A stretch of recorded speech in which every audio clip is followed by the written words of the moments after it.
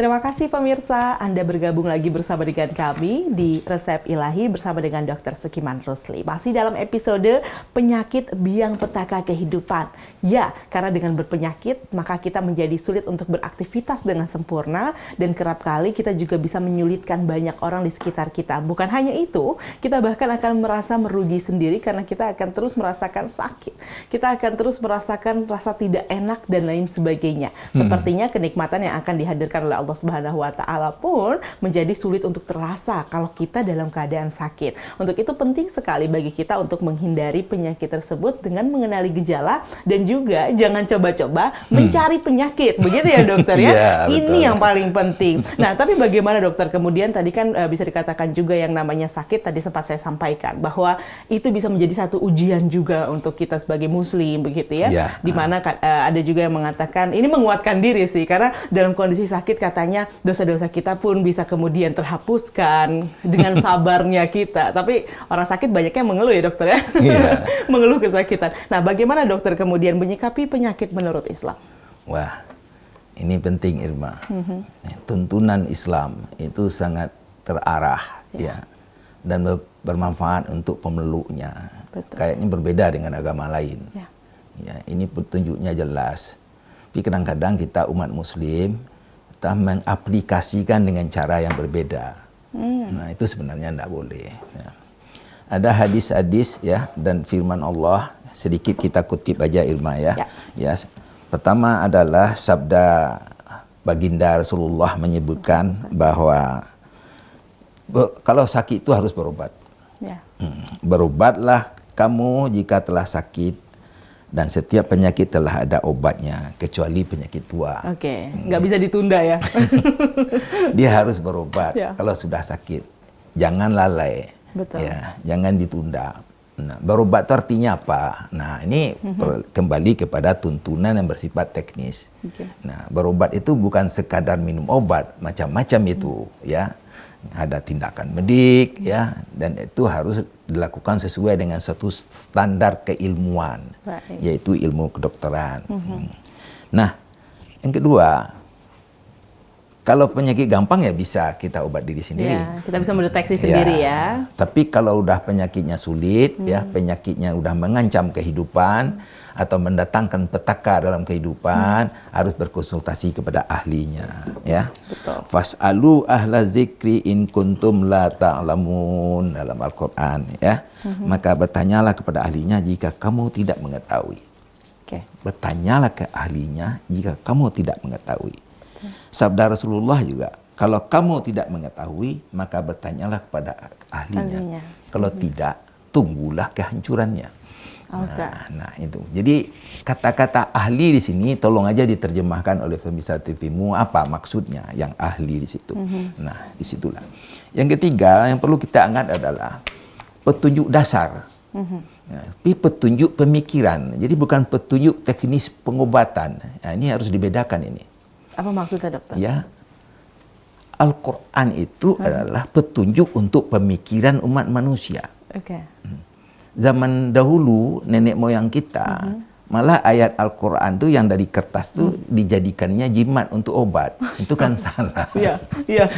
Ada kan Irma? Iya, betul. Pernah dengar nggak? Pernah. Nah, itu. Betul, betul. Padahal tidak demikian. Ya. Al-Quran diturunkan kepada umat manusia adalah penuntun pemikiran. Ya.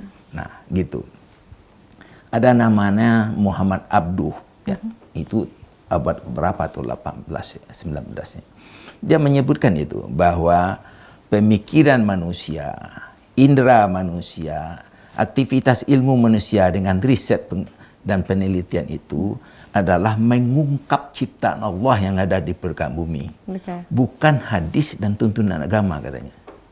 Tuntunan agama dan hadis hanya untuk menuntun pemikiran manusia agar manusia itu bisa mewujudkan suatu peradaban yang berkemajuan. Ya. Nah, itu Muhammad Abduh. Nah, itu terbukti dalam ilmu kedokteran.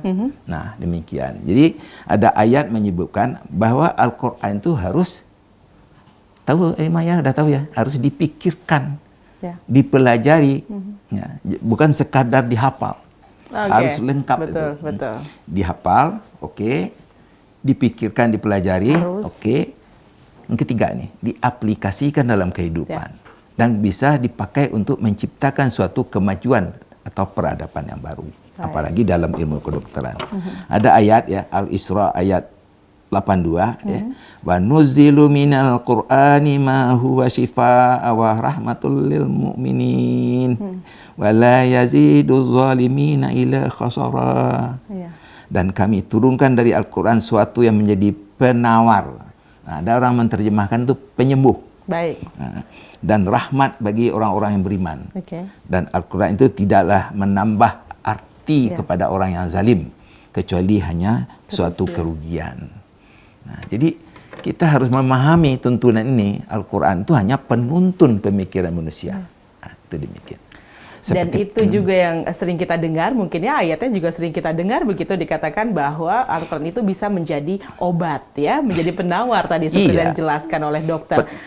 Tapi bukan yang tadi kemudian digunting ayatnya. Itu salah pemirsa, bukan seperti itu. Atau Al-Qurannya dijadikan obat, ditumbuk gitu, ya dijadikan puyer. Bukan itu. Tapi lebih kepada... sampai sekarang kabarnya masih ada. Tapi sudah berkurang sih, ya karena orang makin maju. Betul. Apalagi generasi milenial makin banyak. Ya, dia berpikir faktual, ya berpikir ilmiah. Betul. Ya, nak mungkin masa diyakini. Nah ini, ya ini yang penting, ya tak? Betul.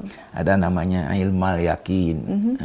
Kalla la ta'lamuna ilmal yakin. Sebenarnya nanti kamu akan mengetahui dengan ilmu yang yakin. Kemudian ainal yakin, dilihat sehingga yakin.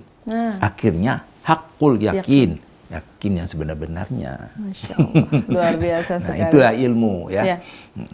Jadi kita harus benar-benar menjadi orang-orang yang berpikir. Ini sesuai dengan episode awal-awal kita gitu ya, dokter ya, di mana kita menuntut orang untuk berpikir. Ilmu kedokteran itu membuktikan, ya. Jadi apa yang kita baca ya, terjemah ayat Al-Quran itu terbukti dalam Al-Quran. Nah, ada contohnya ya. Yang menyembuhkan itu adalah Allah, kan gitu ya. Betul. Ya.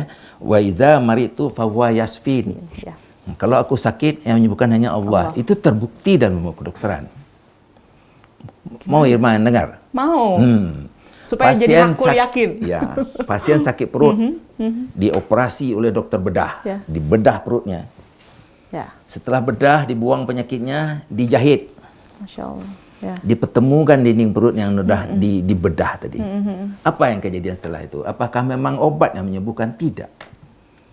Itu sembuh melalui kesisteman ciptaan Allah.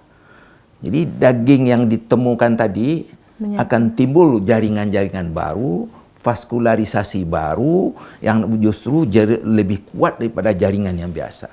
Allahu Akbar. Demikian. Jadi ilmu pengetahuan kedokteran itu juga kagum.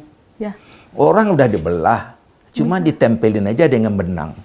Kok nempel dengan tumbuh jaringan baru yang lebih kuat? Dari mana asalnya Dari itu? mana datangnya? Kebijakan siapa itu? Ya. Nah, itulah yang kata-kata kita sebut sunnatullah.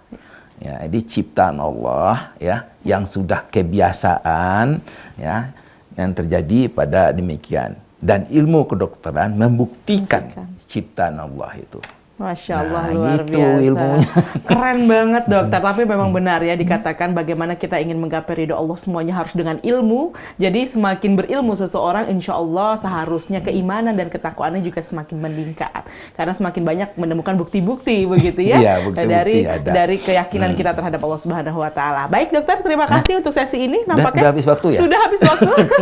Nggak kerasa ya kita kalau membicarakan keajaiban Allah Subhanahu Wa Taala, luar biasa.